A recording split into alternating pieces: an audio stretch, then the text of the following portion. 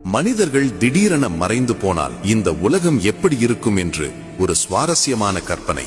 மின்சாரம் உற்பத்தி செய்யும் நிலையங்களில் பணிபுரிய யாரும் இல்லாததால் சில நாட்களிலேயே மின்சாரம் துண்டிக்கப்பட்டு நகரங்கள் இருளில் மூழ்கும். காடுகளிலிருந்து விலங்குகள் நகரங்களுக்குள் நுழைய ஆரம்பிக்கும். சாலைகளில் மான்களையும் நரிகளையும் சாதாரணமாக பார்க்கலாம். குழாய்கள் வெடிக்கும், பாலங்கள் இடிந்து விழும். ஏனென்றால் அவற்றை பராமரிக்க யாரும் இருக்க மாட்டார்கள். ரயில்வே தண்டவாளங்கள் துருப்பிடித்து புல் செடிகள் முளைத்து ரயில் பாதை இருந்த சுவடே தெரியாமல் போகும். மனித நாகரிகம் முழுவதுமாக இயற்கையால் விழுங்கப்பட்டிருக்கும். கான்கிரீட் காடுகளாக இருந்த பெருநகரங்கள் அடர்ந்த காடுகளாக மாறியிருக்கும்.